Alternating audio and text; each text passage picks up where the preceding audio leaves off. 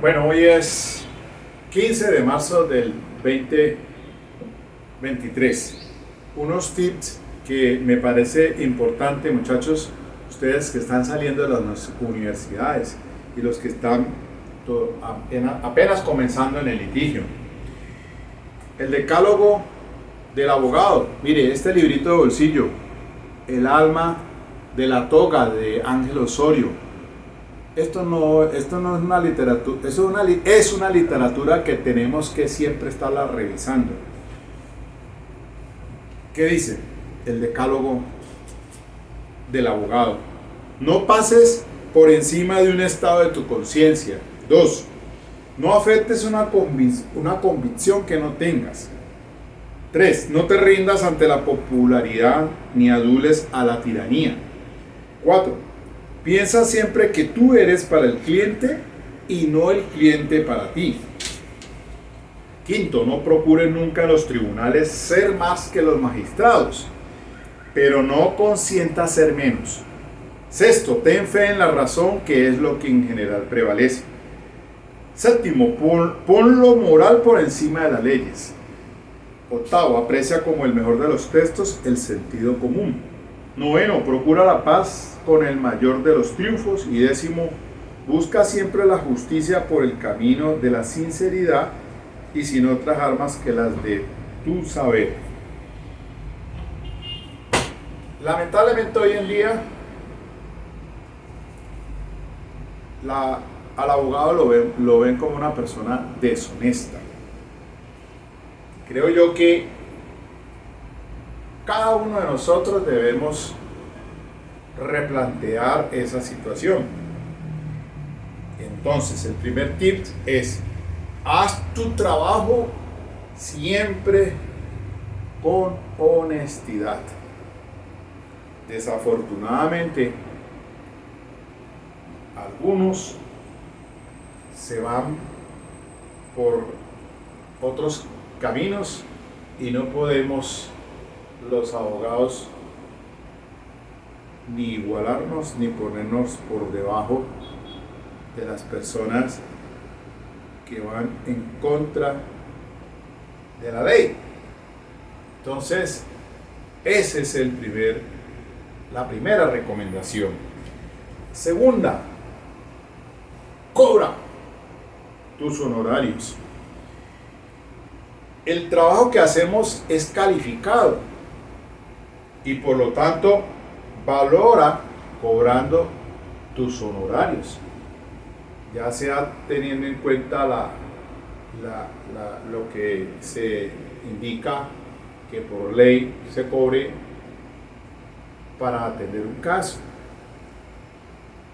Pero miren, es que hay una metáfora. Yo digo esto de que a un gerente de una empresa se le pararon la producción porque una máquina no dejó de funcionar.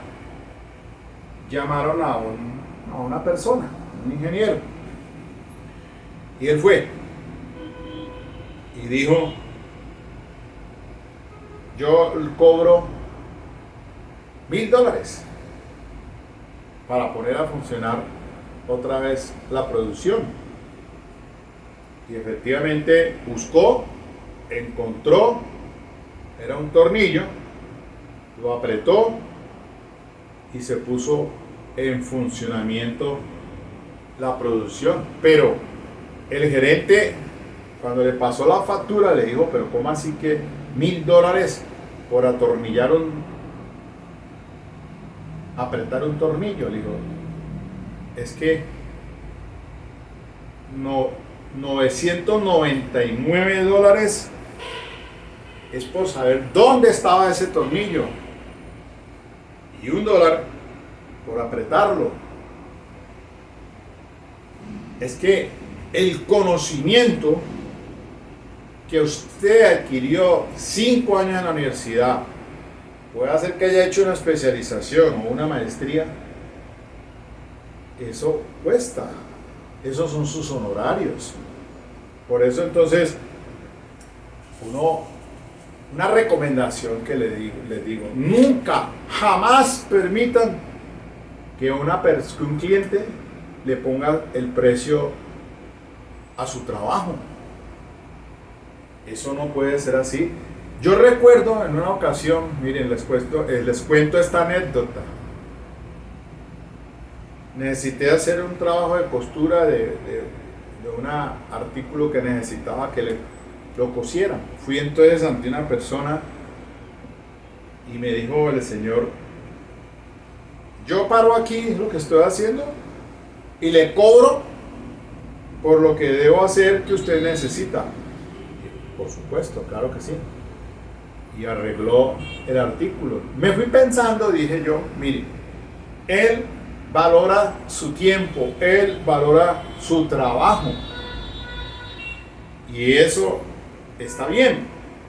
Entonces, ¿por qué razón nosotros debemos que permitir que personas digan, no, es que yo pago por su trabajo esto?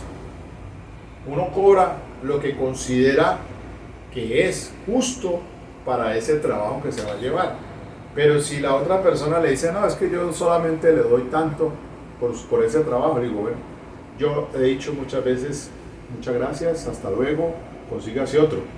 Claro, habrán otras personas, otros abogados, que le hacen ese trabajo por ese valor que él considera. Pero es que uno debe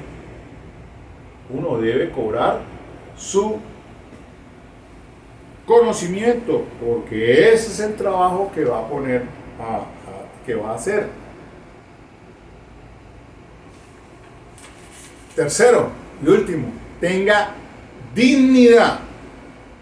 Por lo tanto, no se deje amedrentar de nada ni de nadie. Claro, lo que dice uno de los principios, principios del decálogo: no procuren nunca en los tribunales ser más que los magistrados, pero no consienta ser menos. Cada funcionario tiene su rol: el juez, el fiscal, el ministerio público, el abogado de las víctimas. Pero por supuesto usted también tiene una dignidad y un respeto que debe exigir, porque estamos entre iguales. Mire, es que esto es tan importante, y les recomiendo, por ejemplo, que miren una película que está en Netflix. Se llama Gangubai Kathiawadi. Esto cuenta, es una historia real que ocurrió. Fue una activista social de India. Era prostituta y señora de un burdel en un área de la Kamatipura de Bombay durante la década del 60. Ella de 16 años huyó con el novio de 28, se casaron, pero el novio, la vendió por 500 rupias en un burdel, y ella se vio pues obligada, quedó allí como prostituta, pero después llegó a ser la madame. Hizo muchos trabajos, hizo ella para mejorar las condiciones de las prostitutas y por el bienestar de los huérfanos.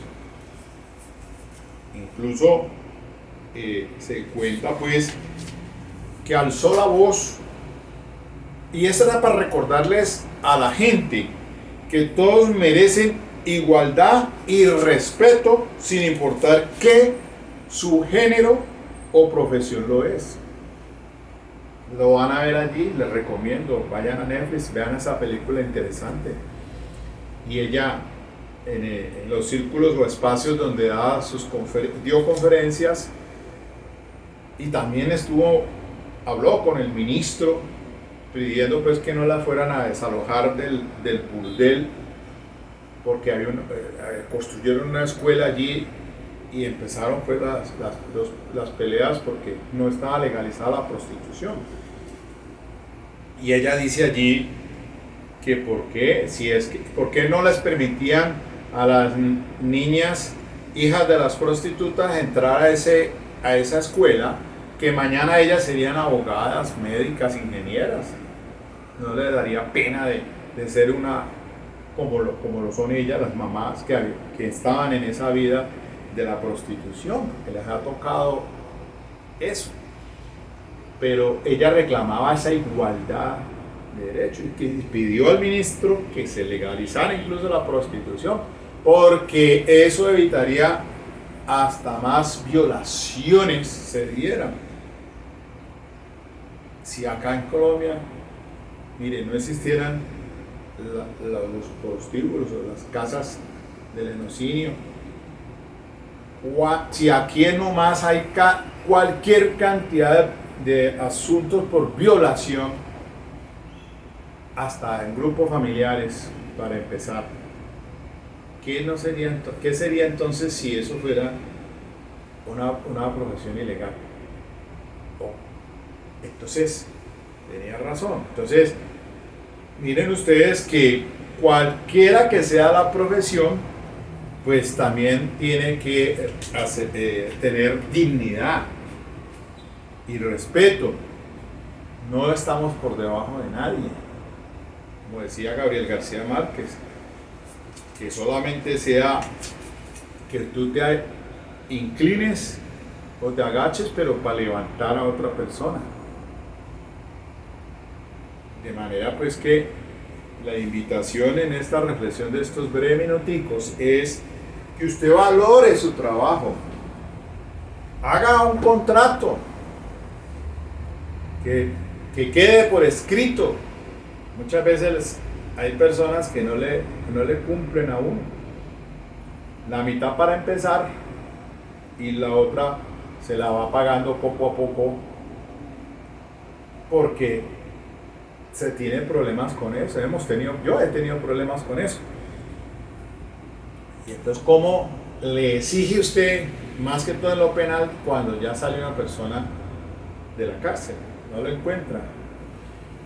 Entonces, a ver, hay que, pues uno valorarse a sí mismo. Saber que usted fue 5 años, se quemó las pestañas en la universidad y ha hecho de pronto una especialización, una maestría, pues con más razón, está calificado. Precisamente por eso, entonces, cobren sus honorarios, porque uno litiga, no mendiga. Eso es lo que desafortunadamente pasa en nuestro gremio cuando uno va por allí y encuentra en la fiscalía o en el Palacio de Justicia, no litigando sino mendigando. ¿Por qué va a decir yo hago una audiencia por tanto? Y pasan esos problemas porque entran a una audiencia y hasta ahí dejan a la persona y ya después se ven obligados a que le nombren un defensor público. Entonces, no, debemos valorar nuestra profesión más, y esto incluso hasta un llamado aquí para la misma Defensoría del Pueblo, para que a los abogados defensores públicos les paguen de acuerdo homologado a ese desempeño que hacen en cada despacho. Unos categoría de local, otros categoría del circuito. ¿Cuánto gana un juez penal de circuito? ¿Cuánto gana un juez penal especializado? En el cuerpo colegiado, ¿cuánto se gana ante la magistratura? Eso, pues por supuesto, debería ser así por parte de la Defensoría del Pueblo, porque tanto trabajo que sí se tiene, una carga laboral altísima, pues debería ser bien paga de acuerdo a ese trabajo. Muy bien, esto pues hoy aquí dándoles unos tips para que los tengan en cuenta. Después sigo trabajando entonces con este tema que del día de ayer abordé, pues complementando ese caso del médico que ahora tiene un problema por un delito de carácter sexual. Y les recomiendo y les insisto ahí, en ese tablero aparecen las 2 sentencias, 33837 del 2015 y la 41778 del 2014, ambas del doctor Eugenio Fernández Carlier. principio de razón suficiente, principio de economía sana crítica. Miren ustedes entonces que este sistema procesal nuestro es de proposiciones, por eso es de refutación, de enfrentamiento de teorías, teoría del fiscal, teoría de la defensa. Y allí que entonces, ya para cerrar, que no era el tema, pero es necesario que comprendamos que este sistema procesal penal actual requiere ese conocimiento calificado, y por eso entonces he insistido, porque para ir a esas audiencias de acusación preparatoria y juicio oral se necesita tener esas habilidades que se obtienen de las experiencias repetidas. Entonces les dejo como punto de reflexión en estos breves minuticos. Muy bien, ok, chao chao.